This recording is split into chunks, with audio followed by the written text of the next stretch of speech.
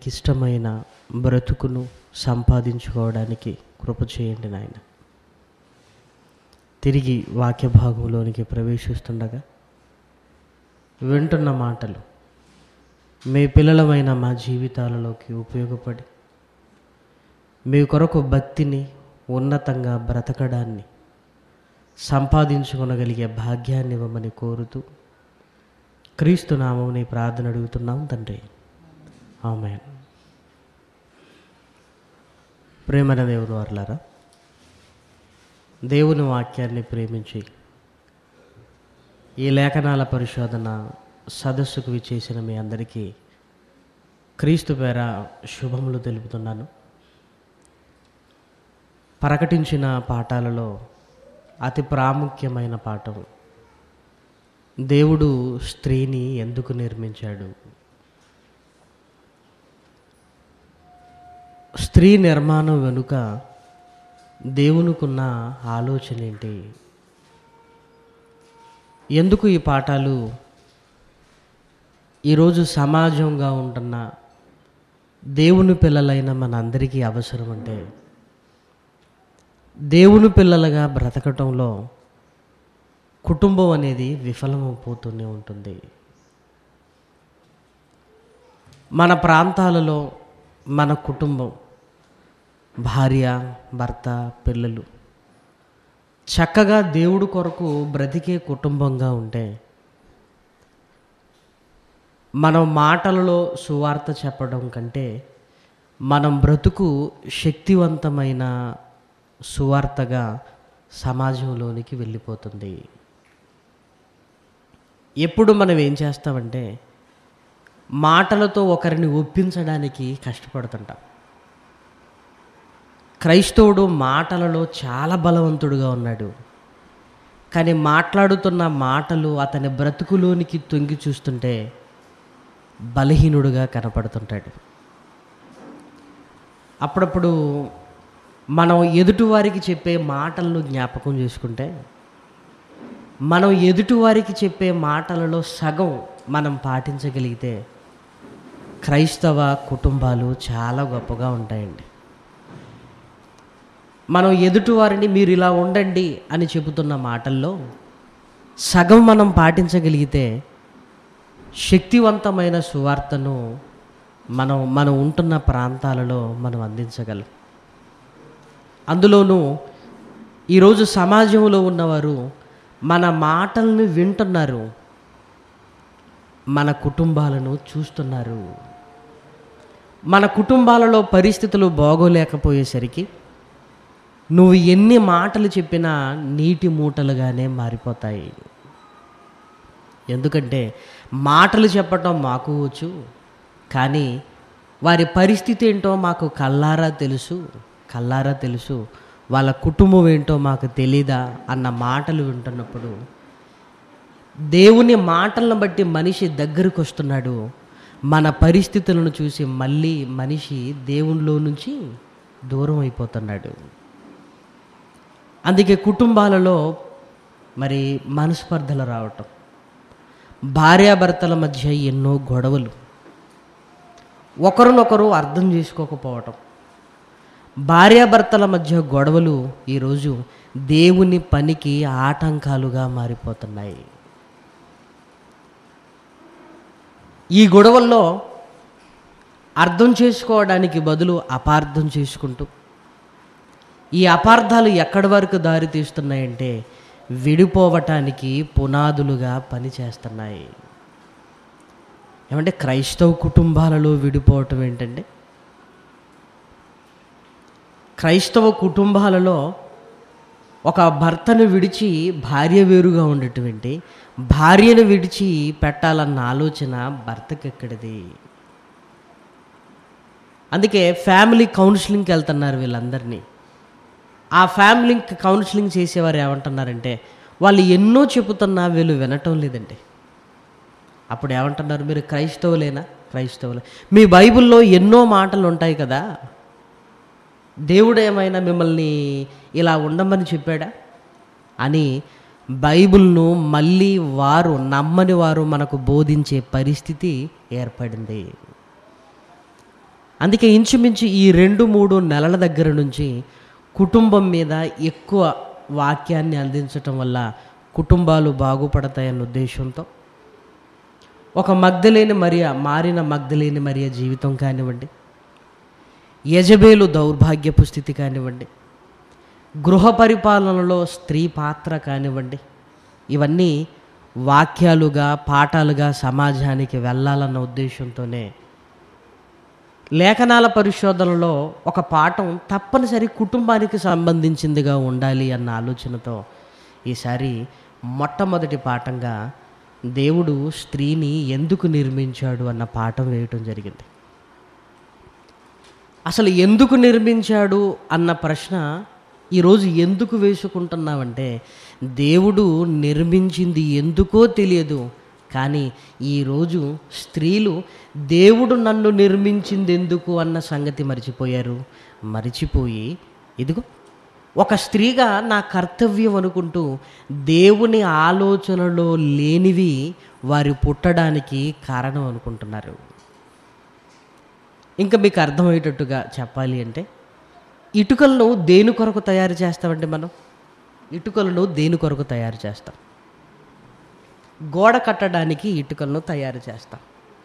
కానీ కొన్ని సందర్భాల్లో ఏం చేస్తామంటే, ఒక 4 ఇటుకలను ఒక దగ్గర పెట్టి దాని మీద ఒక బిందె పెట్టుకోవటం, ఒక కుండ పెట్టుకోవటం కూడా మనం అప్పుడప్పుడు చేస్తాం.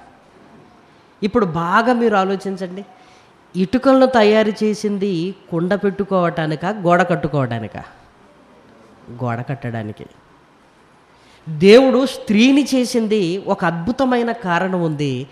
ఆ కారణాన్ని మర్చిపోయి ఇటుకలను కుండ పెట్టడానికి ఎలా ఉపయోగించుకుంటున్నామో, ఎలాగో దీనికి కూడా ఉపయోగపడుతుంది కదా అని ఆ తర్వాత ఏమంటున్నాం, అసలు ఈ ఇటుకలను కుండలు పెట్టుకోవడానికే తయారు చేశారు అని మాట్లాడుతున్నాం మనం.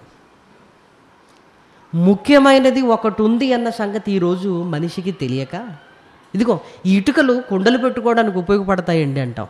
అసలు దాని ఉపయోగం ఏంటో తెలుసా? కుండలు పెట్టుకోవటానికి తయారు చేయరు ఎవరు, మరి దేని కొరకు తయారు చేస్తారు? గోడ కట్టడానికి. అలాగే స్త్రీ అనగానే ఈరోజు మనిషి తాను అనుకున్నవి మాట్లాడుకుంటున్నాడే తప్ప, ఒక స్త్రీగా దేవుడు నన్నెందుకు పుట్టించాడు అన్న ఆలోచన ఈరోజు స్త్రీలలో కొదువైపోయింది. ఒక కుటుంబం బాగుండాలంటే స్త్రీలకు వారి పుట్టుక, దేవుడు కొరకు బ్రతికే విధానం ఇది తెలియాలి. ప్రియమైన దేవుని పిల్లలారా, దేవుని మాటలు లేనిది ఆ కుటుంబం నిలబడదు. ఏదో 10 మంది వచ్చినప్పుడు అందరి ముందు నటిస్తాం, ఆ 10 మంది వెళ్ళిపోయిన తర్వాత మళ్ళీ ఎలా బ్రతకాలో అలా బ్రతుకుతాం. చాలా కుటుంబాల్లో మీరు చూడండి, మనం వెళ్ళగానే అందరూ కలిసి ఉన్నట్టుగా అన్యోన్యంగా ఉన్నట్టుగా నటిస్తుంటారండి. మనం వెళ్ళిపోగానే ఒకరినొకరు ఉరుముతూ చూసుకున్నట్టుగా చూసుకుంటారు. ఎవరిని మోసం చేస్తున్నారో ఏంటో ఏమీ అర్థం కాదు. అంటే 10 మందికి మేము బాగా కలిసిమెలిసి అన్యోన్యంగా ఉన్నట్టు కనిపించాలి. వాళ్ళు వెళ్ళిపోగానే ఒకరినొకరు ఉరుము చూసుకుంటూ ఎన్ని గొడవలు ఈరోజు కాదా? కుటుంబాన్ని గురించి ఆలోచిస్తే ఒక పెద్ద పుస్తకం రాయొచ్చండి. కుటుంబాన్ని గురించి వ్రాసుకుంటూ వెళ్ళిపోతే పుస్తకాలు రాయొచ్చు. అసలు కుటుంబం అనేది ఎలా ఉండాలని దేవుడు కోరుకున్నాడో తెలుసా? ఇదిగో బయటికి వెళ్ళగానే బగబగ మండే సూర్యుడు, నాన్న కోపంతో పిల్లల్ని కంట్రోల్ చేసేవాడుగా ఉండాలి. సూర్యుడు నాన్నకు గుర్తు. నాన్న కోపం ప్రదర్శించగానే సాయంకాలం కాగానే ఎవరు వస్తారండి? చంద్రుడు. వెచ్చని తన చల్లని ప్రేమను పంచే ఒక తల్లి చంద్రుడిని సూచిస్తుందండి. నాన్న కోపంగా ఉండగానే పిల్లలందరూ ఎక్కడ గురుకుతారో తెలుసా? అమ్మ దగ్గర గురుకుతారు. అమ్మ, ఒరే నాన్న కదరా, అలా ఉండకూడదు అని. ఒక అంతరిక్షంలోనికి వెళ్ళి చూస్తుంటే సూర్యుడులా నాన్న ఉండాలి, చంద్రులా అమ్మ ఉండాలి, నక్షత్రాలలా పిల్లలు ఉండాలి. ఒక అందమైన కుటుంబం అండి, ఒక అందమైన కుటుంబం. ఈరోజు ఏ కుటుంబంలో ఒక నాన్న సూర్యుల్లా ఉన్నాడు, అమ్మ చంద్రుల్లా ఉంది, పిల్లలు నక్షత్రాల్లా ఉన్నారండి? ఏమండి, మనం మాట్లాడుకుంటున్న మాటల్ని ఒక్కసారి వెనక్కి తీసుకెళ్తుంటే ఏమీ బాగలేకపోయినా అన్నీ బాగున్నాయని అబద్ధాల మీద బతుకుతున్నామండి మనం. మనకు తెలుసు మన కుటుంబాలు ఎలా ఉన్నాయో. ఆయన బయటికి చెప్పుకుంటే పరిస్థితి బాగోదని అబద్ధాలు మాట్లాడుకుంటూ అందరికీ ఏదో నటిస్తూ కలహాల కాపురాలలా ఈరోజు ఎన్నో క్రైస్తవ కుటుంబాలు ఉన్నాయి. ఉన్నాయండి. ఎందుకు ఇలా జరుగుతుందంటే ఒక భర్తగా బాధ్యతలేంటో తెలియటం లేదు. ఒక భర్తగా నీ భార్యని ఎంత ప్రేమించాలో అర్థం కావటం లేదు మనకి. ఒక భార్యగా, అంతకంటే ముందు ఒక స్త్రీగా అసలు దేవుడు నిన్నెందుకు నిర్మించాడు? ఈ మూలాలు తెలియకపోవటం వల్లే. ఒక ఆయన ఫోన్ చేశాడండి. ఏమనో తెలుసా? ఇదిగో క్రైస్తవ కుటుంబానికి సంబంధించిన వాళ్ళేనండి వీళ్ళు. కలిసి ఉండమంటే మేము కలిసి ఉండమంటున్నారు, ఒక్కసారి వచ్చి ఏదైనా మాట చెప్పండి మీరు అంటున్నాడు. అంటే లోకములో ఉన్నవాడు కలిసి ఉండమని చెబుతుంటే దేవుణ్ణిలో ఉన్నామనుకున్నవారు ఏం చేస్తున్నారట? మేము విడిపోతాం. ఇలాంటి పరిస్థితుల మధ్య క్రైస్తవ కుటుంబం పాడైందంటే అక్కడ నువ్వు దేవుని పని ఎంత చేసినా ఉపయోగం లేదు. ప్రియమైన దేవుని పిల్లలారా, మనం అనుకుంటామండి సభలలో దంచేద్దాం, లేఖనాల పరిశోధనలో ఊదేద్దాం అనుకుంటాం. కానీ నీ బ్రతుకు, నీ కుటుంబం బాగోలేకపోతే నువ్వు ఎన్ని వందల ప్రసంగాలు చేసినా అది నిరుపయోగం. అంటే దేవుడి కొరకు ఉన్నతమైన సేవ జరగాలంటే మన కుటుంబాల దగ్గర నుంచి మనం చాలా జాగ్రత్తగా ఉండాలి. అందుకే ఒక కుటుంబంలో మరి ఒక స్త్రీ గృహ పరిపాలనకు సంబంధించిన భాగాన్ని దేవుడు అప్పగించాడంటే అందులో మొట్టమొదటిగా తెలియవలసిన పాఠం ఏంటంటే అసలు దేవుడు స్త్రీని ఎందుకు నిర్మించాడు? ఆయన అనుకున్నదేంటి? ఈరోజు మనం అనుకుంటున్నది కాదు. ఆయన అనుకుంటున్నదేంటి? అది ప్రతి స్త్రీకి తెలిస్తే ప్రియమైన దేవుని పిల్లలారా, దేవుని కొరకు తన కుటుంబాన్ని చక్కగా నడిపించుకుంటుంది.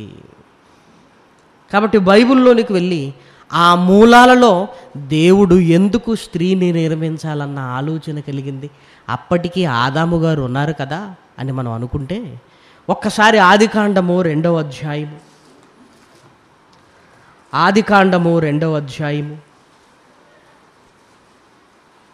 18వ వచనాన్ని దయచేసి చూడండి.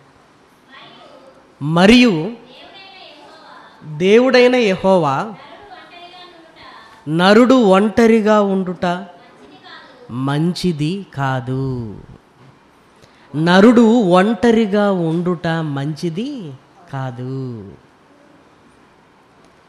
ప్రకృతిని కలిగించాడు కన్న తండ్రి.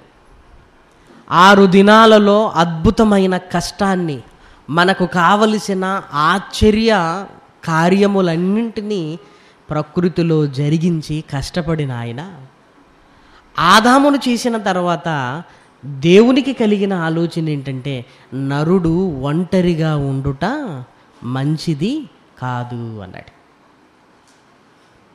ఒంటరిగా ఉండుట ఎందుకు మంచిది కాదు అని బాగా మనం ఆలోచించగలిగితే ఎవరు ఒంటరిగా ఉండటానికి ఇష్టపడరండి. ఒంటరిగా వెళ్ళటానికంటే ఎవరినో ఒకరు తోడు తీసుకెళ్తే బాగుండు అనుకుంటాం. మనం కూడా ఏదైనా పని చేస్తున్నప్పుడు ఎవరైనా మనకు సహాయం చేస్తే బాగుండు అనిపిస్తుంటుంది మనకి. ఎందుకంటే ఒంటరిగా చేస్తున్నప్పుడు విసుగొస్తుంటుంది. ఒంటరిగా చేస్తున్నప్పుడు ఆ చేసే పని మీద ధ్యాస ఉండకుండా విరక్తి వచ్చేస్తుంది.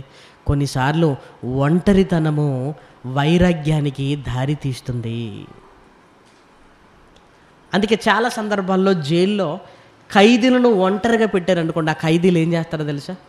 బాబా అందరితో మమ్మల్ని కూడా కలిపేయండి, మేము ఒంటరిగా ఉండలేము. ఒంటరిగా ఉంటే ఏదో ఆలోచనలు వస్తున్నాయి, అందరితో కలిసి ఉన్నప్పుడు అందరి గురించి వాళ్ళు వీళ్ళు మాట్లాడుకుంటున్నప్పుడు గతాన్ని మర్చిపోతుంటారు, మళ్ళీ చక్కగా ఉండటానికి అవకాశం ఏర్పడుతుంది. ప్రారంభంలో దేవుడు ఆదాముని గురించి ఆలోచించింది కూడా నరుడు ఒంటరిగా ఉండుట మంచిది కాదు. అంటే నరుడు ఒక్కడే ఒంటరిగా ఉన్నాడు అని మనకు అర్థమవుతుంది కదా. అంటే నరుడు కాక మిగిలిన ఆకాశ పక్షులు, మిగిలిన జంతువులు, మిగిలిన ప్రాకు పురుగులతో సహా ఒంటరిగా లేవండి, ఒంటరిగా లేవు. మరి అవన్నీ ఎలా ఉన్నవి? జతగా ఉన్నవి. దేవుడు ప్రకృతిలో కలిగించినప్పుడు ఏదో పురుగు ఒక్కదాన్నే కాదు, పురుగులు ఎన్నింటినో కలిగించాడు. ఆ పురుగులలో కూడా జత కూడా కలిగించాడు. ఆకాశ పక్షులు ఒక్కదానినే కాదు, ఆకాశ పక్షులలో కూడా ఏ పక్షికి ఆ పక్షికి సంబంధించిన జత అంటే పురుషులు స్త్రీలు అన్నట్టుగా పక్షులలో కూడా పుల్లింగాన్ని స్త్రీలింగాన్ని ఏర్పాటు చేశాడు. అంటే పక్షులలో కూడా జతగా మనకు కనబడుతుంది. వాటన్నింటినీ చూసినప్పుడు, భూమి మీద ఆదామును చూసినప్పుడు దేవుడికి ఆదాము ఎలా కనపడ్డాడు? ఒంటరిగా కనపడ్డాడు. ఆకాశ పక్షులకి జత ఉంది, భూమి మీద తిరుగుతున్న ప్రాకుతున్న పురుగులకి జంతువులకి జత ఉంది. కానీ ఈ జతలన్నింటి మధ్యలో నా కుమారుడు ఒంటరిగా ఉన్నాడు.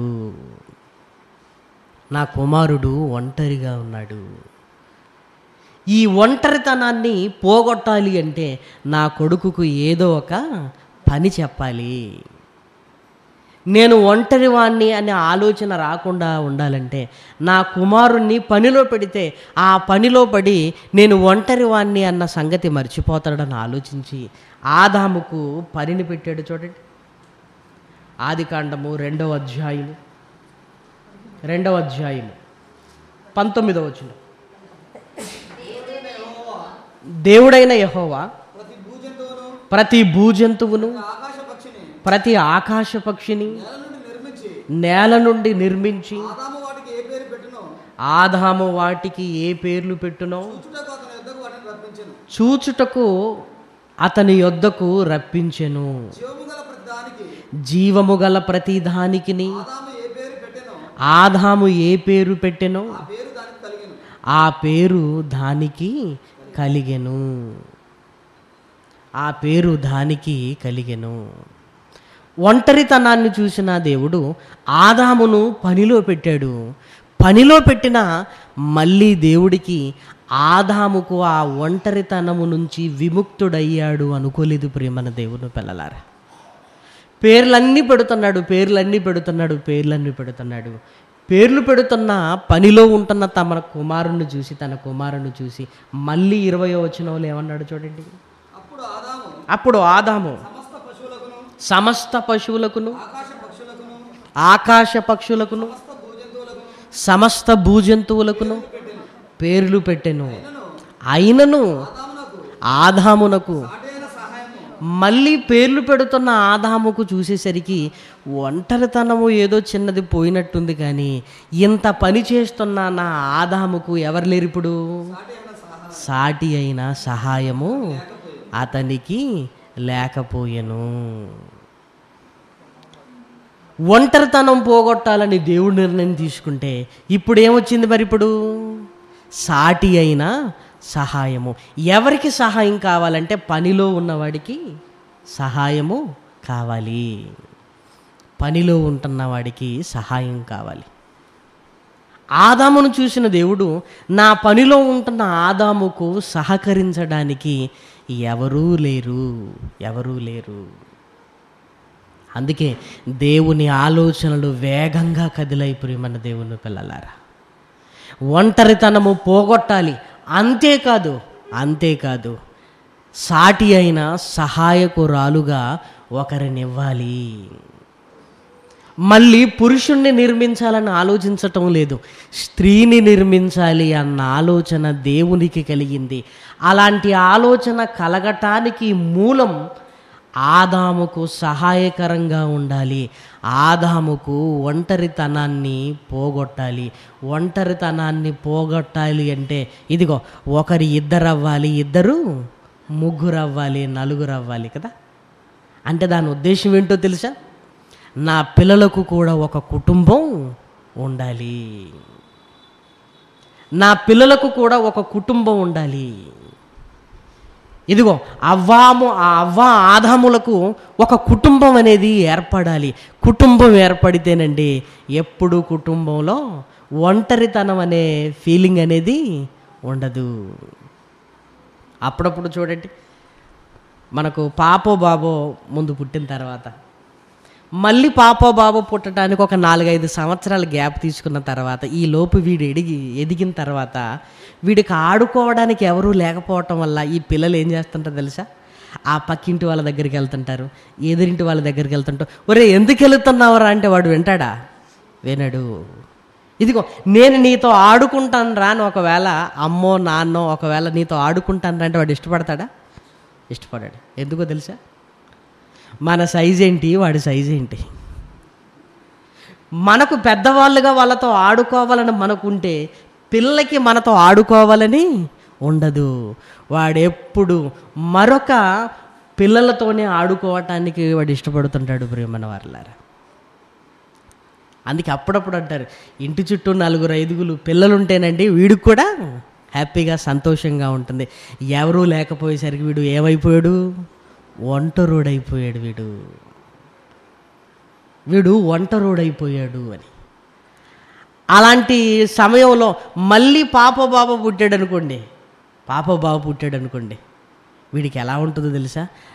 మా ఇంట్లో ఎవరున్నారు ఇప్పుడు? వీడు ఎలా ఫీల్ అవుతుంటాడంటే ఇదిగో మా ఇంట్లో నేను ఆడుకోవడానికి, నేను ఉండటానికి ఇంకొకరున్నారు అన్న ఆలోచన వాళ్ళలో ప్రారంభం అవుతుందండి. పిల్లలలోని ఇంత ఆలోచన ఉందంటే ఆదాముకి ఎంత ఆలోచన ఉండాలి. 2 వస్తున్నాయి, ఆడసింహము మగసింహము 2 వస్తున్నాయి. పేర్లు పెడుతున్నాడు. వాటన్నిటినీ చూసినప్పుడు ఆదాముకు కూడా ఏం కావాలనుకున్నాడు? నేను ఒంటరిని అయిపోయాను కదా అనుకున్నాడు అనమాట. అందుకే పెళ్ళి కాని వాళ్ళను 10 పెళ్ళిళ్ళకి తీసుకెళ్ళి చూడడం ఈ సమ్మర్లో 11వ పెండికి వెళ్ళగానే డల్ అయిపోతారండి. ఎందుకు 10 పెళ్ళిళ్ళు చూసేసరికి నాకెప్పుడు పెళ్ళి అయిపోద్దేమో, నాకెప్పుడు, అది మనిషి ఫీలింగ్ అండి. అది నాకెప్పుడు అవుతుందో. అందరు అక్కడ సంతోషంగా ఉంటే యవనస్తులు ఇంకా సంతోషంగా ఉంటారని మనం అనుకుంటాం. కానీ ఎంత సంతోషంగా వీళ్ళున్నా లోపల ఒక చిన్నది ఉంటుంది. ఎందుకు? నేను కూడా ఇప్పుడు ఎలా ఉన్నాను? ఒంటరి వాణ్ణి. నా గురించి ఆలోచించే ఒకరు ఉండాలి. నాకేదో కష్టం వచ్చినప్పుడు నేను చెప్పుకోనగలిగే నా మనిషి అంటూ ఒకరు ఉండాలి అన్న ఆలోచన. నిజంగా నా కష్టాలలో నా వెంట ఉండే నాకు ఒక తోడు ఉండాలి. ఏమంటే ఇంతమంది స్నేహితులు, తల్లిదండ్రులు అందరూ ఉండగా ఇలా ఆలోచన వస్తే ఆదాముకి ఎవరున్నారండి? అప్పుడు తల్లి ఉందా భూమి మీద? తండ్రి ఉన్నాడా? స్నేహితులు ఎవరైనా ఉన్నారా? లేదంటే పక్కూరికి వెళ్ళిపోతే ఇంకెవరైనా ఉన్నారా? ఒక్కడే ఉన్నాడండి. ఇంతమంది ఉన్నా నేను ఒంటరి వాడిని నువ్వు అనుకుంటున్నప్పుడు ఆదాముకు ఎవరూ లేరండి. మరి ఏమనుకోవాలి చెప్పండి? అందుకే ఆదాములో ఉంటున్న ఫీలింగ్స్ను దేవుడు అర్థం చేసుకున్నాడు. ప్రియమైన దేవుని పిల్లలారా, అందుకే నా కుమారుడికి సాటి అయిన సహాయము రావాలి, సాటి అయిన సహాయము కావాలి. ఈ వచ్చే సహాయము ఒంటరితనాన్ని పోగొట్టాలి. ఈ వచ్చే సహాయము ఒంటరితనాన్ని పోగొట్టాలంటే కలిసిమెలిసి ఉండి ఒక కుటుంబానికి కారకురాలు కావాలి. అంతేకాదు, ఆదాము నా పనిలో ఉంటున్నప్పుడు ఆదాముకు సహాయకరంగా ఇదిగో నేనివ్వబోయే సహాయము ఉండాలి అని దేవుడు ఆలోచించి ఆదాముకు గాఢ నిద్ర కలగజేశాడు. ఆదాముకు గాఢ నిద్ర కలుగజేశాడు. ఆదాము అనుకున్నాడు, కానీ దేవుడు అర్థం చేసుకున్నాడు. మనం దేవుడి కోసం బ్రతుకుతున్నప్పుడు ప్రియమైన దేవుని పిల్లలారా, నువ్వు అనుకో, కానీ దేవుడి కోసమే బ్రతుకు. నువ్వు అనుకున్న ప్రతి దాన్ని నీ కన్న తండ్రి అర్థం చేసుకుంటాడు. కానీ మనం ఏం చేస్తామో తెలుసా? దేవా ఇదిగో నేను అనుకున్నాను, ఇదిగో నేను ఇది చెయ్యాలనుకుంటున్నాను, నువ్వే ఏదైనా చెయ్యి అనటం కంటే నువ్వు అనుకో, అంతే. ఆయన అర్థం చేసుకుంటాడు. అందుకే ఆదాము వచ్చి దేవుడికి నాకు సహాయం కావాలని అడగలేదు, అడగవలసినంత అవసరత కూడా లేదు. మనల్ని దేవుడు కంటే ఎవరు ఎక్కువగా అర్థం చేసుకోగలరండి? నాయన పడుకో, గాఢ నిద్ర కలగజేశాడు. ఆ నిద్రలో నుంచి లేచిన ఆదాముకు ఏమండి ఒక సాటి అయిన సహాయాన్ని కళ్ళు తెరిచి చెరికి చూశాడు. ఆదాముకు ఆనందమే ఆనందం. ఎందుకు? అన్నింటికీ జత ఉంది. ఈరోజు నాకు కూడా జత ఉంది. ప్రక్కటెముకను తీశాడు, స్త్రీనిగా నిర్మించాడు. ఆదాము లేచిన తర్వాత స్త్రీని తీసుకొచ్చాడు. ముందుగా ఏం చేశాడు? నరుల్లో నుంచి తీయబడింది గనుక నారి అని పేరు పెట్టాడు.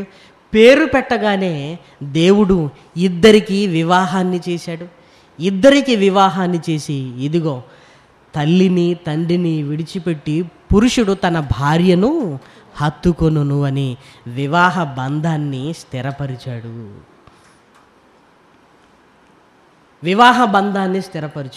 అంటే దాని అర్థం ఏంటో చెప్పండి? మీరిద్దరూ కలిసిమెలిసి ఉంటూ ఇదిగో నా కొరకు బ్రతకాలి. ఆదాము నువ్వు నా పనిలో ఉండాలి, అవ్వమ్మ నువ్వు నీ భర్త అయిన పురుషుడికి నా పని చేస్తున్నప్పుడు నువ్వు సహాయము చేయాలి.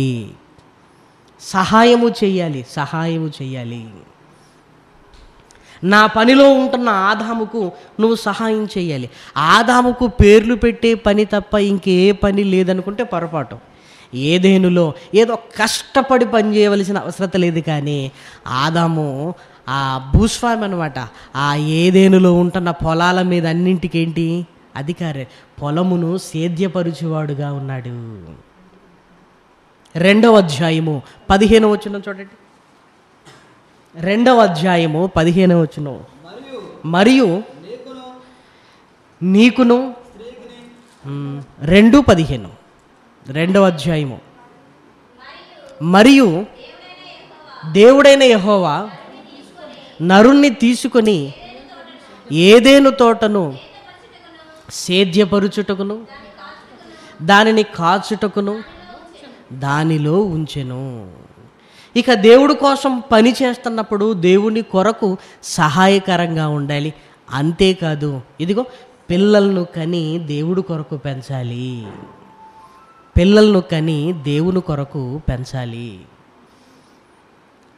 అందుకే దేవుడు మరొక పురుషుణ్ణి మరొక ఆదామును చేయలేదు. మరొక ఆదామును చేసుంటే దేవుని పనిలో సహాయకరంగా ఉండేవాడు, కానీ దేవుని కొరకు పిల్లల్ని కనలేడు.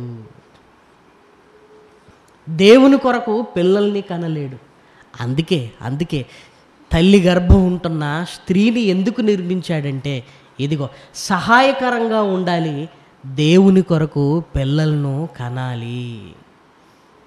సహాయకరంగా ఉండాలి, దేవుని కొరకు పిల్లల్ని కనాలి.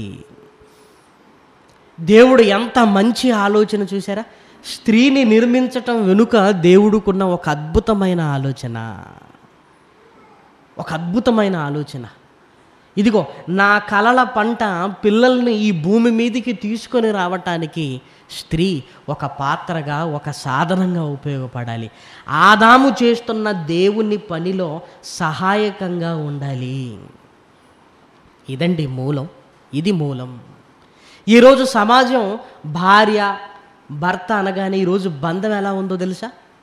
భర్త అనగానే కష్టపడి డబ్బులు తీసుకురావాలి, భార్య అనగానే తీసుకొచ్చింది వండి పెట్టి తిన్న తర్వాత కడిగి మళ్ళీ ఇంట్లో పెట్టాలి. ఇదే అనుకున్నారండి. ఎందుకయ్యా వివాహం చేసుకోవాలనుకుంటున్నా? ఉద్యోగం వచ్చిందండి, వంటకు చాలా కష్టమైపోతుందండి. మరి ఏం చేయాలి ఇప్పుడు? వండటానికి వివాహం చేసుకుంటున్నట్టుగా మారిపోయిందండి. పిల్లగాడికి ఉద్యోగం వచ్చింది తెలుసు కదా మీకు? తెలుసు. మరేంటి, ఇక డ్యూటీకి వెళ్ళి వచ్చి ఆ బట్టలు ఉత్తుకోలేక వాషింగ్ మిషన్లో వేసుకోలేక మళ్ళీ జాడించి నీళ్ళు రంగు పెట్టి బయటికి వెళ్ళి చాలా కష్టం అవుతుంది. మరి ఏం చేద్దాం అనుకుంటున్నారు? పెళ్లి చేద్దాం. పెళ్లి చేస్తే ఏంటి? ఇవన్నీ తీర్చే ఒక ఆవిడ ఇంట్లోకి వస్తుంది. ఒరే నాయన, నువ్వెందుకు వివాహం చేసుకుంటున్నారా అంటే, అమ్మ వయసు పెద్ద వయసు అయిపోయింది, మీకు తెలుసు కదా. అమ్మ వయసు పెద్దదైపోయింది. మరేంటి, అమ్మ ఏ పని ఇంట్లో చేసుకోలేకపోతుంది. మరి ఏం చేద్దాం? ఇప్పుడు నేను పెళ్లి చేసుకున్నాను అనుకో, ఇప్పుడు ఎవరు వస్తారు? అమ్మకు సహాయకరంగా ఉంటుంది. నీకు సహాయం కాదా?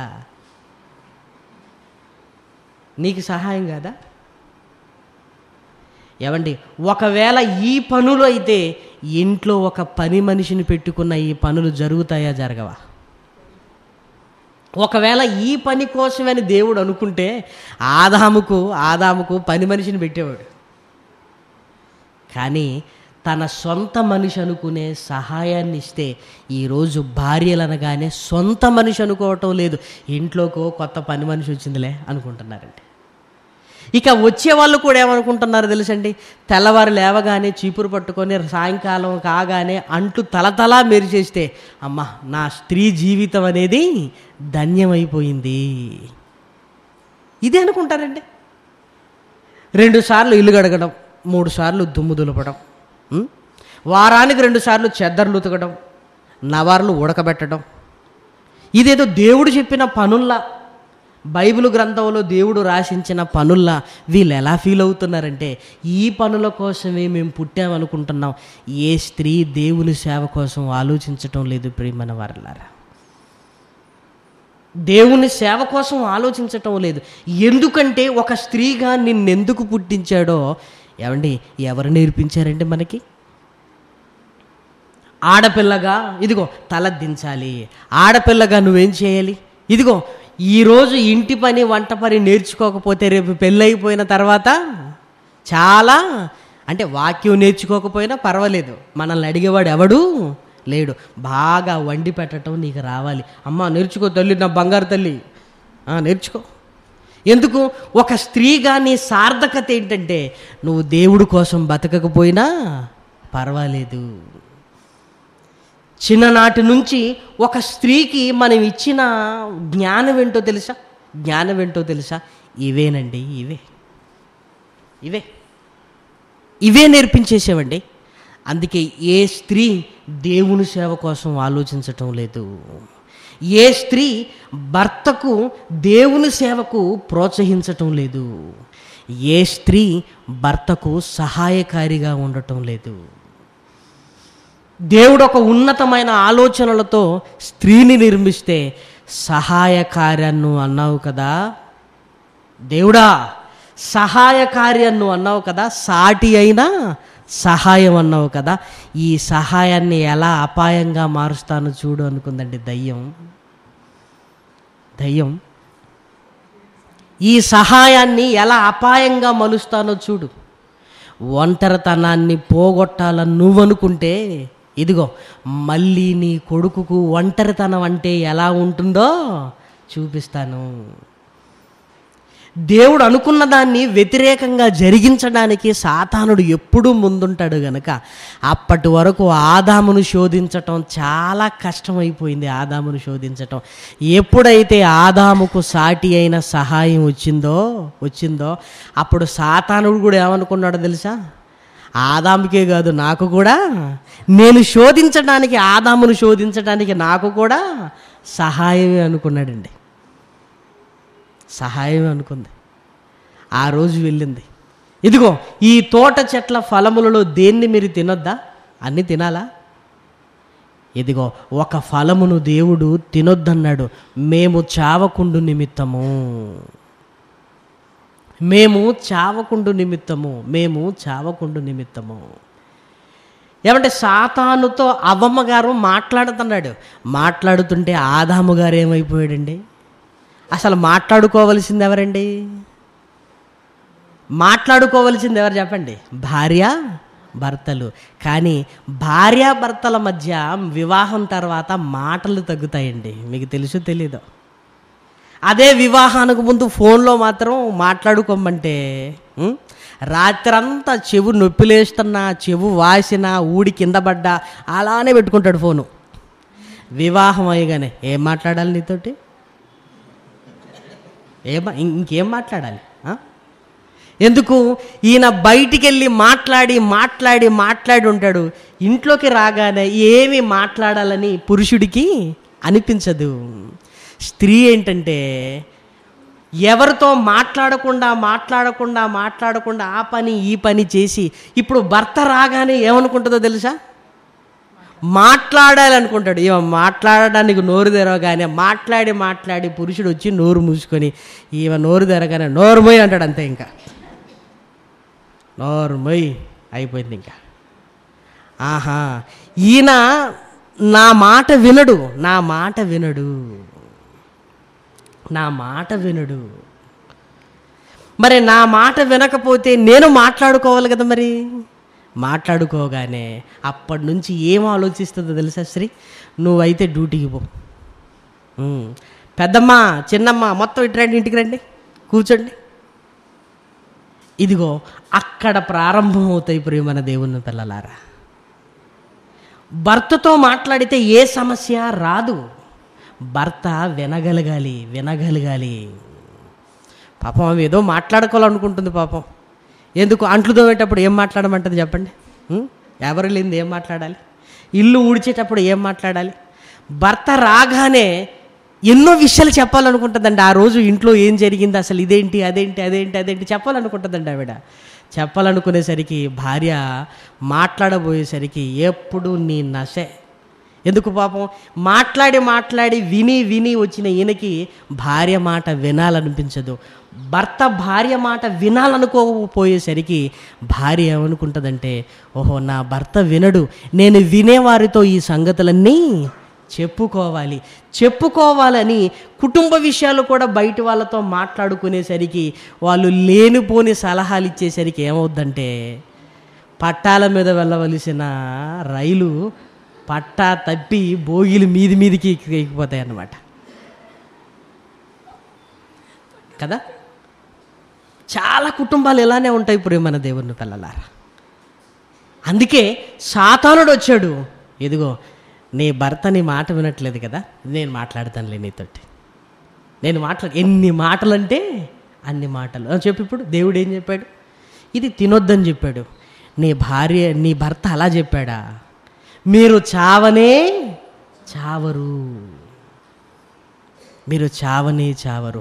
అప్పుడు ఈమెమనుకుంటుంది, నా భర్తకు తెలియని ఒక మహాజ్ఞాన సంగతి నాకు తెలిసింది అనుకొని తిన్నది భర్తకు తీసుకొని ఇచ్చింది. ఎందుకు వచ్చింది? ఏం చేసింది? ఏమిచ్చింది? సహాయకారిగా వచ్చింది. సహాయకారిని సాతానుడు ఏం చేశాడు? అపకారిగా మారించింది. సహాయం చేయటానికి వచ్చింది, సహకారిగా వచ్చింది, అపకారం చేసేటట్టుగా మలిచింది ప్రియమైన దేవుని పిల్లలారా సాతానును. ఈరోజు కుటుంబాలు పాడవటానికి కారణాలు ఇవే. కుటుంబాలు పాడవటానికి. ఆదాముకు ఇంకా భక్తిలో ఎదగాలి, సహాయంగా ఉండాలి అని దేవుడు అనుకుంటే పండు తినిపించింది. ఎప్పుడైతే పండు తినిపించిందో దేవుడికి దూరం అయిపోయారు. వారికి వారుగా బ్రతకవలసిన భయంకరమైన పరిస్థితులలోనికి వెళ్ళారు. అంటే కుటుంబంలో దేవుడిచ్చిన సహాయాన్ని సరిగా నువ్వు అర్థం చేసుకోకపోతే, ఆ సహాయాన్ని సరిగా నువ్వు వాడుకోకపోతే, స్త్రీ విషయంలో జాగ్రత్త లేకపోతే సహాయకారిగా ఉంటున్న ఆమె ఏమైపోతుందో తెలుసా? ఏమైపోతుంది? అపకారిగా మారిపోతుంది. సహకారిగా ఉంటున్న ఆవిడే అపకారిగా మారిపోతుంది. ఒక స్త్రీ అపకారిగా మారిపోయిందంటే ఆ కుటుంబం ఎప్పటికీక బాగుపడదు. అపకారి అనగానే ఏదో భర్తనేదో చేస్తుందని కాదు ప్రియమైన దేవుని పిల్లలారా, పిల్లల్నేదో చేస్తుందని కాదు. ఇక దేవుని భావాలు ఉండవు. దేవుని భావాలు ఉండకపోయేసరికి దేవునికి సహకారిగా నేను ఉండాలి, నా భర్త దేవుని పని చేస్తున్నప్పుడు నేను కూడా సహకారిగా ఉండాలన్న ఆలోచన ఉండదు. ఆ ఆలోచన ఉండకపోయేసరికి నెమ్మదిగా కుటుంబంలో గొడవలు, నెమ్మదిగా. ఎందుకంటే ఒక సేవకుడి కుటుంబం ఎలా ఉంటుందంటే, మిగతా వాళ్ళందరూ 9 గంటలకు వెళ్ళి సాయంకాలం 5 గంటల వరకు ఇంటికి వస్తారండి. మరి ఒక సేవడి కుటుంబం ఎలా ఉంటుంది? మనం సాయంకాలం 6 గంటలకు వెళ్ళి రాత్రి 12 గంటలకు వస్తామండి. మీటింగులు ఎప్పుడు ఉంటాయి మనకి? 9 గంటలకు వెళ్ళి సాయంకాలం 5 గంటలకు ఒక ఉద్యోగస్తుడు వెళ్ళొస్తాడు. కానీ ఒక సేవకుడు 9 గంటలకు వెళ్ళి సాయంకాలం 5 గంటలకు రమ్మంటే ఏం చేయమంటారు చెప్పండి? ఇక సేవ ఏమన్నా జరుగుతుందా? జరగదు. మరి ఎన్ని గంటలకు వెళ్ళాలి? సాయంకాలం అందరు ఇల్లు చేరే సమయానికి మనోడు ఇంట్లో నుంచి బయలుదేరాలి. అందరూ నిద్ర లేచే సమయానికి అప్పుడు నిద్రపోవడానికి మనోడు పడుకోవాలి. భార్య అందరిని చూస్తుంది. అందరూ చక్కగా ఉదయం వెళ్ళి సాయంకాలం వస్తుంటే ఈయనేంటి సాయంకాలం వెళతాడు. మళ్ళీ ఏమంటాడు? ఎప్పుడు వస్తానో నాకు తెలియదు. మంచిగా నిద్రపడుతుంటే అప్పుడు ఫోన్ చేసి డోర్ ది అంటాడు. అప్పుడు డోర్ ది అనేసరికి ఎలా ఉంటుంది చెప్పండి? దేవా, ఈ కష్టమును ముందే తెలిస్తే ఏ మంచి ఉద్యోగస్తుని చేసుకున్నా బాగుండు. ఏమండి, నీ సహాయం ఏంటో తెలుసా? నీ భర్తకు సహకారిగా ఉండు. అలాని లోకంలో ఉన్నవారు లేరా చెప్పమంటారా? ఒక సినీ తారలు కుటుంబాలతో గడిపే రోజులు చాలా తక్కువ అండి. మీకు తెలుసో తెలీదో? సంవత్సరానికి ఒక 3 నెలలు మాత్రమే కుటుంబాలతో గడుపుతారట. సంవత్సరానికి 3 నెలలు. 9 నెలలు షూటింగులని విదేశాల్లో తిరుగుతుంటారు. ఒక క్రికెట్ ఆడేవాళ్ళు కుటుంబాలతో సంవత్సరానికి ఒక 2 నెలలు ఉంటే చాలా గొప్ప. మరి ఎందుకు? ఆ దేశంలో క్రికెట్, ఈ దేశంలో క్రికెట్ అని తిరుగుతుంటారండి. ఇంకా చెప్పమంటారా? ఒక బ్రతుకు భారాన్ని ఈడవటానికి చాలామంది విదేశాల్లోనికి వెళతారు. విదేశానికి వెళ్ళిన వారు ఎన్నిసార్లు వస్తారో తెలుసా? సంవత్సరానికి 1 నెల వస్తారు. బార్డర్లో సెక్యూరిటీ ఫోర్స్గా పనిచేస్తారు. వాళ్ళు ఎన్ని సంవత్సరాలకు వస్తారో తెలుసా? 5 సంవత్సరాలకు ఒక 2 నెలలు 3 నెలలు వచ్చి మళ్ళీ 5 సంవత్సరాలకు వెళ్ళిపోతారు. వాళ్ళ భార్యలు ఏ గొడవ చెయ్యరు. మీకు తెలుసో తెలియదు, అర్థం చేసుకుంటారు. ఏమండి, సంవత్సరానికి 1 నెల మీరు మాతో ఉన్నా మీరు ఉండాలని ఉన్నా కానీ ఈ కుటుంబము, ఈ కష్టము, పిల్లలు, చదువులు, ఇంకా ఇల్లు లేదు, తప్పదండి. ఏం చేద్దాం? కొన్ని రోజులు దూరంగా ఉండటం తప్పదు అని అర్థం చేసుకుంటారు ప్రియమైన వారలారా. చూసారా? వాళ్ళు దేవునిలో లేరు. ఉద్యోగం ఎక్కడో వచ్చింది, ఇదిగో నా దగ్గరే ఉండు, ఉద్యోగం మానేయ్ అని ఎవరైనా అంటారంటే? అంటారా చెప్పండి? అర్థం చేసుకుంటారు ప్రియమైన దేవుని పిల్లలారా. లోకంలో ఉంటున్న వారి భార్యలకే ఇంత చక్కటి ఆలోచన వచ్చి భర్త దూరంగా ఉంటున్న పిల్లలను పోషించుకుంటూ పోన్లే ఇంకొక సంవత్సరమే కదా, ఇంకొక 2 సంవత్సరాలే కదా అని అర్థం చేసుకుంటున్నప్పుడు ఏమంటే క్రైస్తవ కుటుంబాలలో స్త్రీలకు అర్థం చేసుకునే మనసు లేదండి. లేదు. ఎందుకు? ఈయన వెళ్ళిపోతే సంవత్సరం ఆయన వెళ్ళిపోతాడా? తెల్లవారేసరికి మళ్ళీ వస్తాడా లేదా? వస్తాడు. సంవత్సరాలు వెళ్ళిపోతున్న వారిని అర్థం చేసుకున్నప్పుడు ఒక క్రైస్తవ స్త్రీగా దేవుడు నిన్నెందుకు పుట్టించాడో నీకు తెలిసి, సేవకు సహకరించడానికి నిన్ను పుట్టించాడన్న సంగతి తెలిసి సహకరించడానికి బదులు అదే సమస్య అయిపోయిందంటే ఈరోజు క్రైస్తవ కుటుంబాలలో ఉన్న స్త్రీలు సహకారులుగా ఉన్నారా చెప్పండి ప్రియమైన దేవుని పిల్లలారా. ఏదో నేను వంట చేస్తున్నాను కదా, ఏదో నేను బట్టలు ఉతుకుతున్నాను కదా, ఏదో నేను ఇంకో పని చేస్తానంటే అసలు నువ్వు పుట్టింది ఇందుకో కాదు. ఒకవేళ ఆ పని నీకు కష్టమైతే పని మనిషిని పెట్టినా చేస్తారు, కానీ సహాయం అనేది నువ్వే చేయాలి. సహాయం అనేది నువ్వే చేయాలి. నీ భర్తను నువ్వు అర్థం చేసుకోకపోతే ఇంకెవరు అర్థం చేసుకుంటారు చెప్పు? నీ భర్తను నువ్వు అర్థం చేసుకోకపోతే, ఒక స్త్రీగా నీ పుట్టుకనే నువ్వు మర్చిపోయావు. అందుకే లేనిపోని సమస్యలు. ఇదిగో సేవను నువ్వు వెళ్ళిపోతున్నావు, పిల్లల గురించి ఎవరు ఆలోచిస్తారు? సేవంటూ నువ్వు వెళ్ళిపోతున్నావు. ఇదిగో కుటుంబంలో ఒక్కదాన్ని నేను ఎలా ఉండాలి? ఎన్నో సమస్యలు ఈరోజు మాట్లాడుకోవడానికి ఇష్టపడుతున్నారే తప్ప, ఇదిగో ఆయన సేవ చేస్తే మా కుటుంబం అంతా ఆశీర్వదింపబడుతుందన్న ఆలోచన ఏమైనా ఉందండి? మీకు తెలుసో తెలీదో ప్రియమైన దేవుని పిల్లలారా, భర్త ఇంట్లో ఉంటే మీకేదో జరుగుతుంది అనుకుంటుండొచ్చు. నో, భర్త బట్టలు చదువుకొని సేవకి వెళితే దేవుడు మీ ఇంట్లోకి వస్తాడు. నువ్వు బయటికి వెళితే దేవుడే నీ ఇంట్లోకి వస్తాడు. దేవుడే నీ ఇంట్లోకి వస్తాడు. ఆయన నీ సేవలో ఉంటున్నప్పుడు నీ గురించి దేవుడు పట్టించుకోడా? ఆ నమ్మకం లేదండి ఈరోజు కుటుంబాలకి. ఆ నమ్మకం లేదు ఈరోజు. ఏమండి, మీరు సేవలోకి వెళితేనే మన కుటుంబం ఆశీర్వదింపబడుతుంది. మీరు సేవలో ఉంటేనే మన పిల్లలకు దేవుని దయ ఉంటుంది. మీరు సేవలో ఉంటేనంటే మన కుటుంబం చల్లగా ఉంటుందని ఒక స్త్రీ అర్థం చేసుకోలేకపోతుంది. అలాని ఒక సేవకుడు ఇంట్లో ఉండి సాధించేది ఏముంది చెప్పండి? ఒక సేవకుడు ఇంట్లో ఉండి సాధించేది ఏముంది చెప్పండి ప్రియమైన దేవుని పిల్లలారా? దేవుడు సహాయం అంటే ఆ సహాయం లేకుండా పోయింది. ఈరోజు ఎంతోమంది సేవకుల కుటుంబాలలో ఇదిగో సహాయం లేకపోవటం వల్ల ఫోన్ వస్తుందంటే కట్ చేస్తారండి. ఎందుకు? ఏమంటే మీరు సేవలో ఉండండి అనటానికి కాదు. ఏమైంది చూసారా? రేపొద్దున ఏది జరిగినా దేవుని పాదాల మీద పడవలసిన మనం ఒక సహాయకారిగా ఉండకపోతే ఎలా? ఒకవేళ నీ భర్త సేవకు వెళ్ళకపోతే ఏంటండి మీరు వెళ్ళాలి? దేవుడు మిమ్మల్ని నాకు ఇచ్చింది, నా పనేంటో తెలుసా? కేవలం మీకు వండి పెట్టడమే కాదు, మీరు సేవలో ఉంటున్నప్పుడు సహకారిగా నేనుండాలి.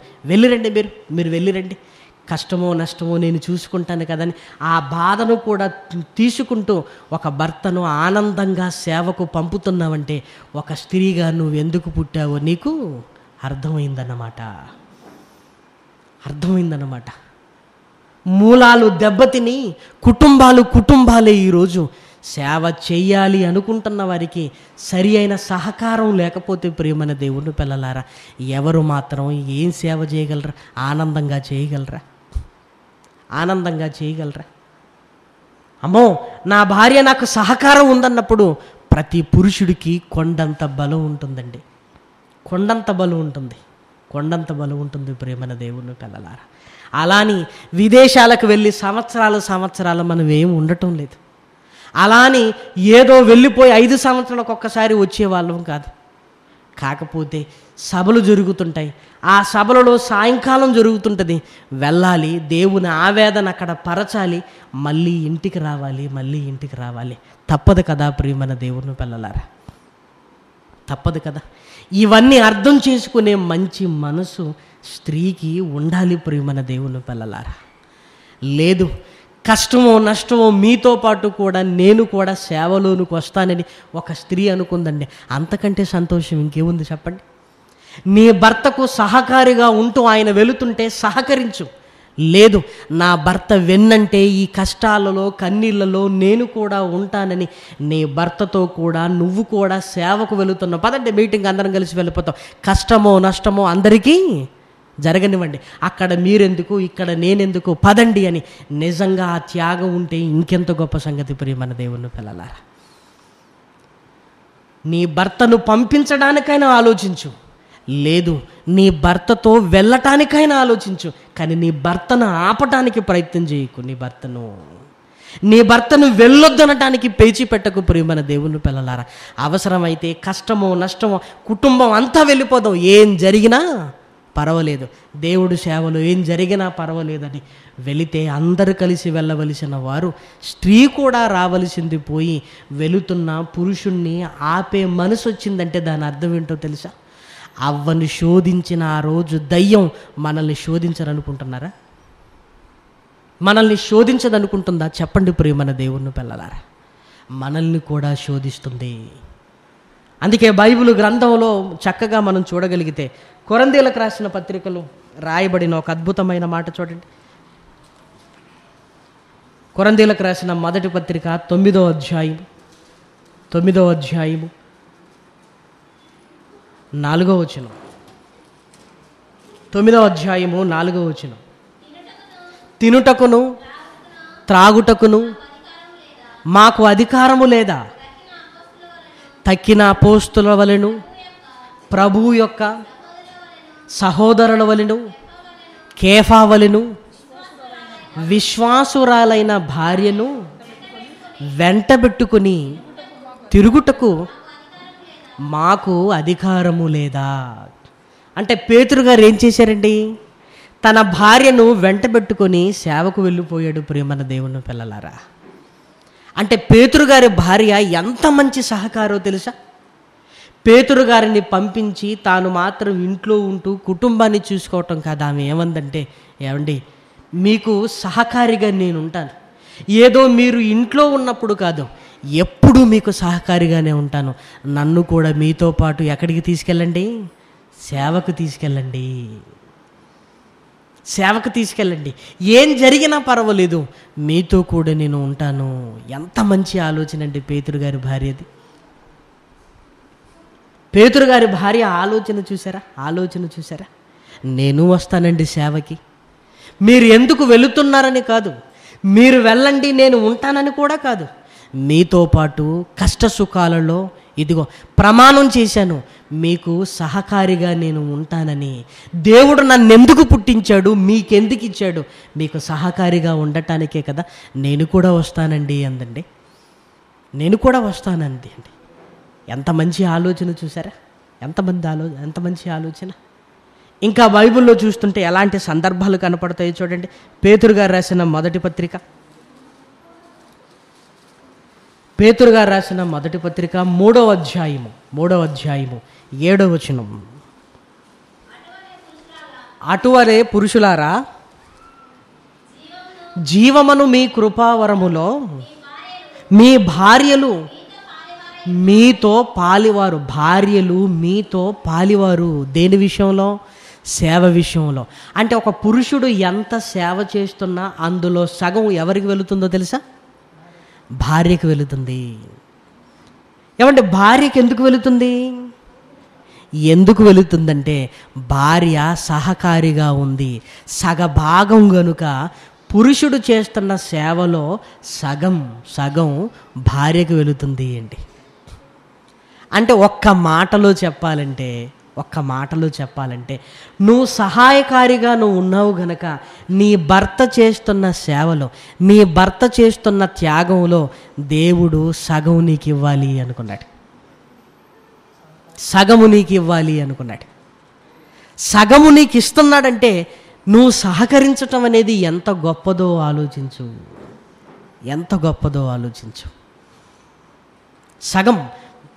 పురుషులారా, మీ జీవమను కృపావరములో మీరు కష్టపడుతున్నారు కదా, అది మీ కష్టమే అనుకోకండి. అయినా మీ భార్యలు సహకరించకపోతే మీరేం కష్టపడతారు కదా. పర్వాలేదులేండి, ఈరోజు రావటం లేదమ్మా, పర్వాలేదులేండి, ఏం చేద్దాం, దేవుడు కదా అన్నారనుకోండి, నువ్వు అర్థం చేసుకుందాం. దేవుడు అదే చూస్తున్నాడు. ఇదిగో నాయన, నువ్వు కష్టపడుతున్న ఈ కష్టంలో సగభాగం నీ భార్యకి ఇచ్చేస్తున్నాను. ఎందుకంటే నీ భార్య సహకరించకపోయి ఉంటే నువ్వు ఇంత సేవ చేసేవాడివి కూడా కాదు. అంటే స్త్రీ సహాయాన్ని దేవుడు ఎంత గొప్పగా గుర్తించాడో చూడండి. ఒకవేళ స్త్రీ సహకరించలేదనుకోండి, పురుషులలో ఉంటున్న సగభాగంగా ఉన్న సేవలో సగభాగం మాత్రం స్త్రీకి వర్తించదు. దేవుడు ప్రతిఫలాన్ని ఇవ్వడు. ఎందుకు? నువ్వు సహకరించలేదు గనుక. నేను నిన్ను పుట్టించిందికే సహాయకంగా ఉండాలని. నువ్వు ఆ పని చేయనప్పుడు నేనెందుకు నీకు సగభాగాన్ని అతని సేవలో నీకు ఇవ్వాలి? ఎందుకు నీకు భాగం ఇవ్వాలి? నీకెందుకు భాగం ఇవ్వాలి అంటున్నాడు. కాబట్టి ప్రియమైన దేవుని పిల్లలారా, స్త్రీగా నీ పుట్టుకే దేవుని సేవకు సహకరించాలన్న సంగతి నువ్వు మర్చిపోకూడదు. నీ భర్తకు సహకరించాలి. అందుకే ఒక కేఫాకు, ఒక పేతురు గారికి తన భార్య ఎలా సహకారిగా ఉంటుందో, అలాగే భక్తుల జీవితాలలో ఒక అబ్రహాముకు శారా ఎలా సహకారిగా ఉందో. అమ్మ దేవుడు నాకు చెప్పాడు బయలుదేరనగానే ఏమి అనలేదండి, బయలుదేరిందంతే. బయలుదేరింది.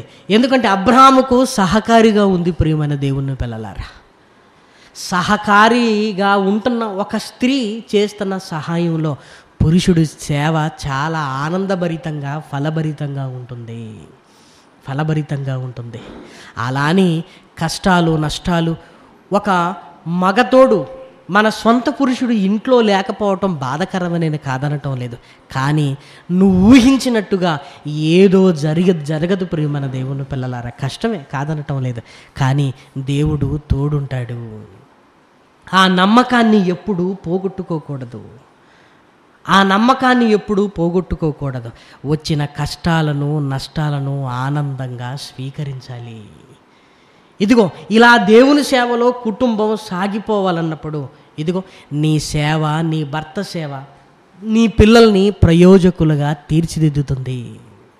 రేపొద్దున మనకు కష్టాలు కన్నీళ్ళు వచ్చినా, తండ్రి నీ కొరకు సహాయకరంగా నేను ఉన్నాను కదా నాయన, ఇదిగో నా కుటుంబాన్ని చూడు అన్నప్పుడు దేవుడు కనికరిస్తాడు. ప్రేమన దేవుని పిల్లలారా, దేవుడు అనగానే ఏదో మనమే ఇష్టం లేనట్టుగా ఉంటే రేపొద్దున దేవుడు మన కుటుంబాలలో ఎందుకు మేలు చేయాలైనా? నువ్వేం చేసావని? నువ్వు మేలు చేసినప్పుడు ఆయన కూడా నీకు మేలు చేయటానికి సిద్ధంగా ఉంటాడు. పోనీ ఒక సేవకుడు కుటుంబంలో కాదు, మరి మిగిలిన వారి కుటుంబంలో కూడా బాగా మనం ఆలోచించగలిగితే చాలామంది భర్తలు దేవుణ్ణి నమ్మరు. ప్రియమైన వారులారా, దేవుణ్ణి నమ్మరు. తాగుబోతులు ఉంటారు, తిరుగుబోతులు ఉంటారు, ఏది డబ్బు మీద ప్రేమ కలిగిన వారు ఉంటారు. మందిరానికి వెళ్ళొద్దు అంటారు. పైగా మళ్ళీ బైబిల్ మాట్లాడతారు. ఏమని బైబిల్లో ఏముంది? నేను భర్తను, నువ్వు నాకు భార్యవు, నా మాట నువ్వు వినాలి. ఇప్పుడు ఏ మాట చెప్తాడట? ఇదిగో నేనే నీ దేవుణ్ణి. నీకు దేవుడు ఎక్కడున్నాడు? ఇంకా నేనే నీకు దేవుణ్ణి. మరి ఇలాంటి పురుషుల మధ్య స్త్రీ ఎలా ఉండాలి? చాలామందికి ఇలాంటి ప్రశ్నలు ఉంటాయి కదా. ఒక ఆయన అంటాడు, ఇదిగో ఇంటికి బాటిల్ తెచ్చి నాకు సహకారివి కనుక నాతో పాటు నువ్వు కూడా తాగాలి. తాగించడానికి కూడా బైబిల్ రెఫరెన్స్లా? నువ్వు నాకు సహకారివి కనుక ఇప్పుడు గ్లాసులు తీసుకురా, ఐస్ ముక్కలు తీసుకురా. మరి ఏం చేయాలండి? ఆయన సేవకుడైతే సహకరించడానికి బాగుండు. లోకంలో ఉంటున్న పాడు అలవాట్లతో ఉంటున్నప్పుడు ఆ పాడు అలవాట్లకు నేను సహకరించాలని ఒకవేళ నువ్వు అనగలిగితే నువ్వు తెలివి కలిగి ఉండాలి. దేవుడు తన పనికి సహకరించమన్నాడు కానీ పాడు అలవాట్లకు సహకరించమనలేదు. ఒకవేళ భర్త మూర్ఖుడైతే నువ్వు తెలియగలిగిన దానిగా ఉండాలి. ఎలా ఉండమని బైబిల్ చెప్పిందో చూస్తారా? సమూయేలు మొదటి గ్రంథము 25వ అధ్యాయము 14వ వచనం. సమూయేలు మొదటి గ్రంథము 25వ అధ్యాయము 14వ వచనం. పనివాడు ఒకడు నాబాలు భార్య అయిన అబీగయేలుతో ఇట్లా నేను, అమ్మా దావీదు అరణ్యములో ఉండి మన యజమానుణ్ణి కుశల ప్రశ్నలు అడుగుటకై దూతలను పంపగా, ఇదిగో నీ భర్త మా యజమానుడు కఠినముగా మాట్లాడాడు, కానీ వచ్చిన వారు మనకి ఎంతో ఉపకారం చేశారమ్మా. అబీగయేలండి. అబీగయేలు భర్త పేరు నాబాలు ఒక మూర్ఖుడు, తిండిపోతూ తాగుబోతూ. దావీదు అరణ్యంలో ఉంటున్నప్పుడు కుశల ప్రశ్నలు అడగటానికి తన దగ్గర ఉంటున్న పనివారిని పంపిస్తే, ఇదిగో ఈ కుశల ప్రశ్నలు అడగటానికి నా దగ్గరకు మీరు వచ్చారు అని కించపరిచాడు. ఇదిగో నా గొర్రె పిల్లల బొచ్చును మీకు ఇవ్వాలా, నా గొర్రె పిల్లల మాంసాన్ని మీకు ఇవ్వాలా అని కఠినంగా మాట్లాడాడండి. ఇదేం చేశారు? నాబాలు దగ్గర ఉంటున్న పని వాళ్ళు తీసుకొచ్చి, అమ్మా దావీదు సైన్యం మనకెంతో ఉపకారం చేశారు, అలాంటి దావీదు కుశల ప్రశ్నలు అడగటానికి పంపిస్తే ఇదిగో నీ భర్త నా యజమానుడు నాబాలు మూర్ఖంగా సమాధానం చెప్పాడు అని చెప్పగానే వెంటనే అబీగయలు ఆలోచిస్తుందండి. అందుకు అబీగయలు నాబాలుతో ఏమీ చెప్పక త్వరపడి 200 రొట్టెలను 2 ద్రాక్షారసపు తిత్తులను వెంటనే భోజనాన్ని సిద్ధపరుచుకుంది. అక్కడికి వెళ్ళింది. ఇదిగో నా యజమానుడు తప్పు చేశాడు, మీరేం పట్టించుకోకండి, ఈ ఆహారాన్ని తీసుకోండి. 25వ వచనం, నా ఏలినవాడా దుష్టుడైన ఈ నాబాలును లక్ష్య పెట్టవద్దు, అతని పేరు అతని గుణమును సూచించుచున్నది. అతని పేరు నాబాలు, మోటుతనము అతని గుణము. కాబట్టి మీరేం పట్టించుకోవద్దు. తన భర్త ఎంత తప్పు చేశాడో గ్రహించిందండి అబీగయలు. ఈ తప్పులో నుంచి తప్పించబడాలి అంటే వెంటనే వెళ్ళింది, దావీదుకు మంచి చేసింది, భోజనాన్నిచ్చింది. అంటే ఒక స్త్రీగా ఆలోచించండి. నా భర్త తప్పు చేశాడు, నా భర్త తప్పు చేస్తున్నాడు అని కూర్చోవటం కంటే నేను దేవుని పిల్లలకు మేలు చేస్తే దేవుడు కూడా నా కుటుంబానికి మేలు చేస్తాడు కదా అని తన భర్తకు సహకారిగా ఉండవలసిన ఆవిడ తన భర్త దేవునికి సహకారిగా లేడు గనుక ఈవిడే దేవుని పిల్లలకు సహకారిగా మారిపోయింది. సేవలో ప్రోత్సహించటానికి ఇష్టపడింది. నీ భర్త సేవ చేయకపోతే ఇదిగో నీకున్న దాంట్లో సేవకు సహకారిగా నువ్వుండు. నీ పుట్టుక మాత్రం ఎప్పుడు దెబ్బతినకూడదు. నీ భర్త చేస్తుంటే నీ భర్తకు సహకారిగా ఉండు. నీ భర్తే సేవలో లేకుండా లోకంలో ఉంటుంటే ఇదిగో సేవకు సహకారిగా నువ్వు ఉండు. ఇదిగో 10 మంది సేవ చేస్తున్నారు, వారి కొరకు ప్రార్థన చెయ్యి, ఇదిగో అక్కడ పని చెయ్యి, నీ కష్టాన్ని కొంత ఆ సేవ కొరకు ఇచ్చేయి, అలా నువ్వు సహకారిగా ఉండు. ఒక అబీగయలు అదే చేసింది. ప్రియమైన దేవుని పిల్లలా, నా భర్త చేయటం లేదు కనుక నేనెందుకు చెయ్యాలి అనలేదు. మనం మన భర్త చెయ్యట్లేదు కనుక నేనెందుకు చెయ్యాలనుకుంటున్నావు. నీ భర్త సేవ చేయకపోతే ఆయన మారేంతవరకు నువ్వు చేయరాదు, చేస్తావా? నువ్వు చెయ్యి, మార్చుకోవాలని ప్రయత్నము చేయము. కనీసం ఆయన మారకపోయినా నేనైనా నా పుట్టుక, నేను స్త్రీగా పుట్టింది దేవుని సేవ కొరకైతే నేనైనా సేవ చేస్తానని చాలామంది అనుకోరు. ప్రియమైన దేవుని పిల్లలారా, ఎప్పుడు ఆయన మారడు అనుకుంటూ వీళ్ళు మారిపోయి దేవునికి సహకారులుగా ఉంటారంటే వీళ్ళు కూడా ఉండరు. వాళ్ళేమో మారరు, వీళ్ళకు కూడా మారాలని అనిపించదు. ఎలా అయిపోయింది చూసారా? నా భర్తను మార్చుకోవటానికి నేను ప్రయత్నం చేస్తాను, మారడు అనుకున్నంత వరకు ఎవరు మారడు. నువ్వు మార్చటానికి ఏ రోజైనా ప్రయత్నం చేసావా? ఏ రోజైనా ప్రయత్నం చేసావా? ఒకవేళ నువ్వు ప్రయత్నం చేసినా వినలేదా, అయితే నువ్వు దేవునికి సహకారిగా ఉండు, దేవుని పనిలో సహకారిగా ఉండు. ఎందుకు? నీ ఉద్దేశాన్ని ఎందుకు దెబ్బతీసుకుంటావు? ఎవరి పరలోకం వారిది, ఎవరు బ్రతుకు వారిది. వారు బ్రతకటం లేదని నువ్వు కూడా బ్రతకకుండా పోతే ఎలా? క్రొత్త నిబంధన గ్రంథంలో కూడా ఏమండి చాలామంది స్త్రీలు సహకారులుగా ఉన్నారు. భర్తలు సేవలో లేకపోతే, భర్తలు లోకంలో ఉంటే, మరి భర్తలు దేవుల్లో లేకపోతే ఇక మేమెందుకో మా బ్రతుకులు ఎందుకు అనుకోలేదండి. వాళ్ళు సహకారులుగా ఉన్నారు. మేము పుట్టింది సహకరించడానికే, ఆ సహకారం మేము చెయ్యాలి అని పౌలు గారు లాంటి ఉత్తములు దేవుని సేవ చేస్తుంటే క్లెమెంత్ అనే స్త్రీలు ఏం చేశారట? ఆ స్త్రీలు క్లెమెంతుతోనూ నా ఇతర సహకారులతోనూ అంటాడు. చూడండి ఫిలిప్పీలకు రాసిన పత్రిక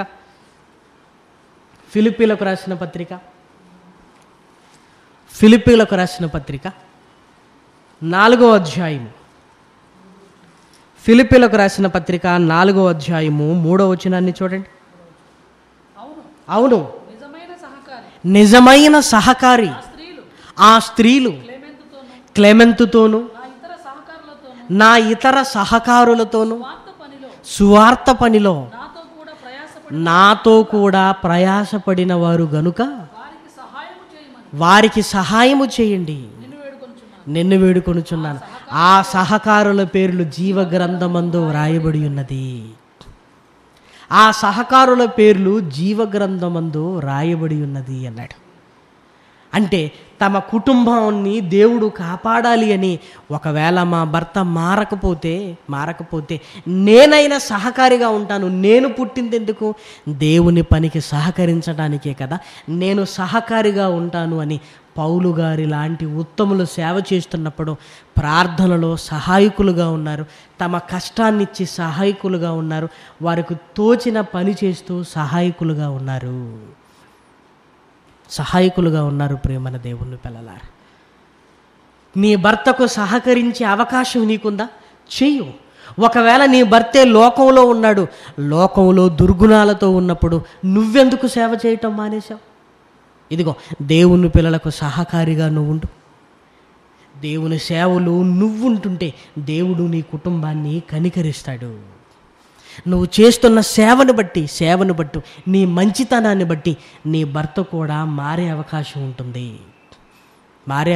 ఉంటుంది. దేవుడు కొరకు ఏమీ చేయకుండా మన కుటుంబాలు వెలిగిపోవాలని కోరుకుంటామండి.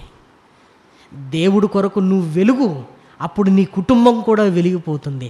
కానీ మనం ఏమనుకుంటామంటే దేవుడే అద్భుతాలు మన కుటుంబంలో తెల్లవారగానే చేయాలనుకుంటాం. కానీ దేవుడు కొరకు నువ్వేమీ చెయ్యాలనుకోవు. దేవుడు కొరకు నువ్వేం చేయాలనుకుంటున్నావు? ఒక సహకారిగా నీ పాత్ర ఏంటి? నువ్వు రోజు చేస్తున్న పనుల గురించి చెప్పట్లేదు. దేవుడు ఒక స్త్రీకి ప్రతిఫలం ఇవ్వాలనుకుంటే తన పని చేసినందుకు ప్రతిఫలం ఇస్తాడు. తన పని అంటే అర్థం ఏంటో తెలుసా? సహకారిగా ఉన్నందుకండి. ఏమంటే ఈరోజు ఆ 10:30-11కు రాగానే చాలామంది స్త్రీలు ఇక్కడ పనిచేస్తున్నారండి. వంట కార్యక్రమం చేస్తున్నారు, ఊడుస్తున్నారు. నిజంగా దేవుని పని చేస్తున్నప్పుడు చూస్తేనంటే చాలా సంతోషం అవుతుంది. రోజు వారి ఇళ్లల్లో వంట చేస్తున్నారు. రోజు చేస్తున్న వంట కంటే ఈ రోజు చేసిన వంట అది ఎవరి పని? దేవుని పని. దేవునికి సహకారి.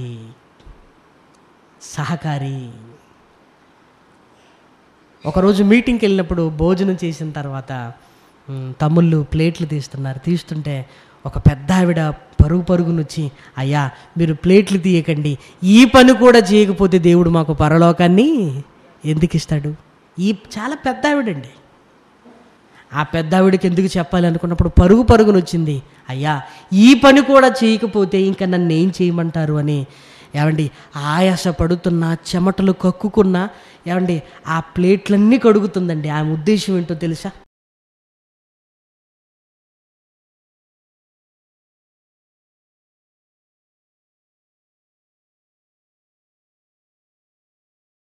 వారు మిమ్మల్ని చూసినప్పుడు వీళ్ళకి ఏం పని లేదు అనుకుంటారు, కానీ అవి చాలా గొప్ప పనులు ప్రియమైన దేవుని పిల్లలారా. చాలా ఉన్నతమైన పనులు. ఏమండి, మీ ఇంటికి బంధువులు వచ్చినప్పుడు మీరు ఎన్ని వండి పెట్టినా అది దేవుని సేవ కాదు, ఏదో జస్ట్ ఆతిథ్యం. దేవుని పిల్లలు వచ్చినప్పుడు ఆ రోజు తెల్లవారుజామున 4 గంటలకు లేచి దేవుని పిల్లల కొరకు మీరు ఆరాటపడుతున్నారు. చూసారా? ఆరాటపడుతున్నారు. రక్త సంబంధం కాదు ఇందులో ఉంది, దేవుని బంధం. ఏమండి, బయట ఎందుకండి టిఫిను?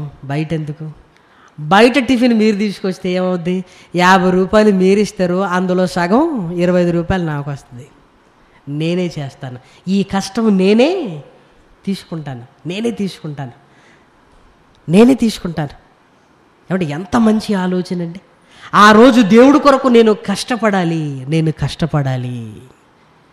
ఏమంటే నీ కష్టం నీ కుటుంబానికి చాలా ఆశీర్వాదకరంగా ఉంటుంది. ఏదో ఫంక్షన్లు పెట్టుకొని ఏదో బోల్డ్ భోజనాలు పెట్టుకున్నా రాని ప్రతిఫలం ఇదిగో దేవుని పిల్లలకు, పరిశుద్ధులకు నువ్వు పరిచర్య, నీ ఉపచారం చేసావు చూసావా? నీ చేతులు కష్టపడ్డాయి, నీ కళ్ళు నిద్రకు దూరం అయిపోయాయి. పని పని పని పని పని ఆ పనిలో పడి ఆ రోజు తినటం మర్చిపోతారు. ఆ పనిలో పడి ఇంకేం చేయాలన్న ఆలోచనతో ఉంటున్నారు చూసారా? నిజమైన సహకారివి నువ్వే తల్లి, నిజమైన సహకారివి నువ్వు. ఎందుకంటే దేవుని భావాలతో ఒక స్త్రీగా నువ్వు ఎందుకు పుట్టావో నీకు అర్థమైంది. నేను దేవుడి కోసం పని చేయాలి. ఆయనంటే సేవకు వెళుతున్నాడు. మరి నా పరిస్థితి ఏంటి?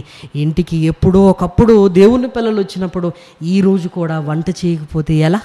అది అదృష్టంగా భావించాలి ప్రియమైన దేవుని పిల్లలారా. అది మహాభాగ్యం, అది